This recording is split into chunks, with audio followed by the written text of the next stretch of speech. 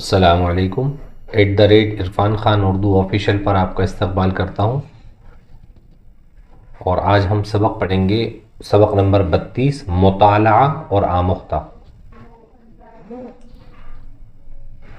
کتاب کا مطالعہ طالب علم کے واسطے نہایت ضروری کام ہے، کیونکہ اپنے سبق میں جس قدر غور و فکر تم خود کرتے ہو، اس سے تمہارے ذہن کی قوت اور اصلی استعداد بڑھتی ہے۔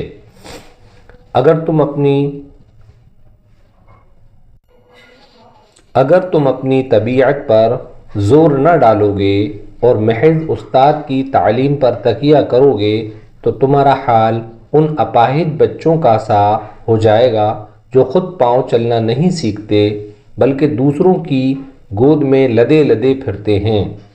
بے شک ابتدا میں طالب علم طلب کرنے والا کو اس بات کی طرف زیادہ توجہ کرنی چاہیے، دھیان دینا چاہیے کہ جو کچھ استاد بتاتا اور سمجھاتا ہے، استاد یعنی ٹیچر، اس کو خوب غور سے سنیں اور حرف بحرف یاد رکھیں۔ جو ذخیرہ استاد کی تعلیم سے تمہارے حافظے میں جمع ہو جاتا ہے، اس کو ساتھ ہی ساتھ کام میں لانا شروع کرو۔ جو علم تم کو روز بروز حاصل ہوتا ہے، اس کو کام میں لانے کا یہی طریقہ ہے کہ اپنے آئندہ سبق جو آنے والے ہیں، آئندہ سبق جس کا بچہ مطالعہ کرتا ہے، آئندہ سبق کا مطالعہ کیا کرو، یعنی اسے بغیر کسی کی مدد کے اپنے آپ پڑھو۔ اس طور سے تمہارا علم بہت جلد ترقی پائے گا۔ اگر آج 2 ہے تو کل 4 ہو جائے گا۔ شاید شروع میں یہ کام تم کو بہت دشوار اور ناگوار، ناپسند معلوم ہو، لیکن خبردار، گھبرانا مت۔ ذرا صبر کے ساتھ اس طریقے پر عمل کرو گے تو سب مشکلیں آسان ہو جائیں گی اور خود بخود تمہاری طبیعت کو کامیابی کی راہیں سوجھنے لگیں گی۔ مطالعہ کرنے والوں کی کیفیت، حالت، ابتدا، شروع میں۔ کیفیت ابتدا میں ان بچوں کی سی ہوتی ہے جو گھٹنوں کے بل چلتے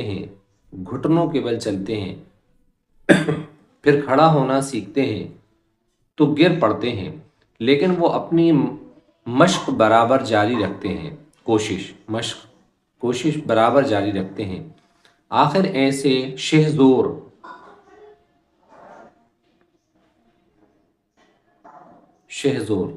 بہت طاقتور، چست و چالاک بن جاتے ہیں کہ اپنی دوڑ دھوپ کے آگے اونچے نیلوں اور گہری خندقوں کی بھی کچھ اصل نہیں سمجھتے۔ اونچے ٹیلوں، یہ بہت اونچائیاں، اور گہرے خندقوں کی بھی کچھ اصل نہیں سمجھتے۔ کتنی بھی دشواریاں آئیں وہ لڑتے رہتے ہیں۔ مطالعے کے یہ معنی نہیں ہے کہ 1-2 بار آئندہ سبق سرسری طور پر دیکھ بھال لیا، جو سمجھ میں آیا سو آیا، باقی اس بھروسے پر چھوڑ دیا کہ استاد سے یا کسی ہوشیار ہم سبق سے، جو اس کا کلاس فیلو ہے، ہم سبق سے دریافت کر لیں گے۔ ایسا مطالعہ بالکل ناکارہ ہے۔ اس سے کچھ ترقی تمہارے استعداد میں نہ ہوگی۔ اگر تمہارے منہ میں دانت ہیں تو تم دوسروں کے چبائے ہوئے لقمے کے منتظر مت رہو، بلکہ خود چباؤ اور کھاؤ۔ مفید طریقہ مطالعے کا یہ ہے کہ ایک ایک لفظ اور ایک ایک فقرے پر دل لگا کر غور کرو۔ کیسی ہی خفیف بات ہو، معمولی بات ہو، اس کو بغیر سمجھے نہ چھوڑو۔